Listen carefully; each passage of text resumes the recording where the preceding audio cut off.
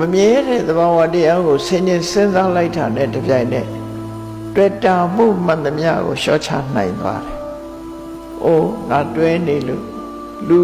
လူချင်းတွဲရင်လေတနေ့ကျတော့ခွဲရမှာပစ္စည်းဥစ္စာတွဲရင်လေသင်္ခါရဆိုတာဘယ်မှမမြဲဘူးဆိုတဲ့အတွေးနဲ့ဆွလန်းမှုတွေတွေ့တာမှုတွေကိုလျှော့ချတယ်။လောကကြီးကမမြဲဘူးဆိုတာကိုအချိန်တိုင်းတောင်လေးတစ်ခုအတွင်းမှာပဲလက်ဖြစ်တည်းအချိန်လောက်တူတောင်းတဲ့အချိန်လေးပဲဖြစ်စေကိုတယောက်တည်းနေတဲ့အချိန်လေးမှာစဉ်းစားလိုက်ပါဝိပဿနာဉာဏ်လေးဖြစ်အောင်ငါဟာတဖြည်းဖြည်းဥမင်းလာတယ်နော်ငါမှလည်းသိခြင်းသဘောရှိတယ်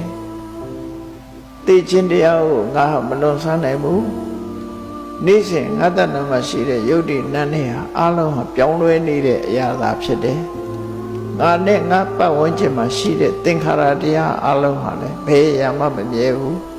အလုံးပြောင်းလဲပြီးနောက်ဆုံးပျက်စီးရမှာဖြစ်တယ်ဆိုတဲ့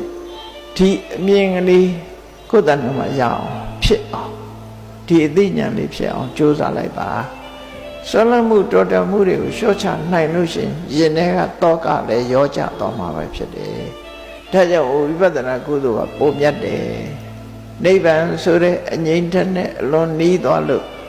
မဲ့ကုသိုလ်ကိုရနိုင်တဲ့လမ်းကြောင်းဖြစ်လို့ဝိပဿနာကုသိုလ်ဒီအကောင်းဆုံးကုသိုလ်လို့ဒီလိုဝေလမသုတ္တမှာဟောတာဖြစ်တယ်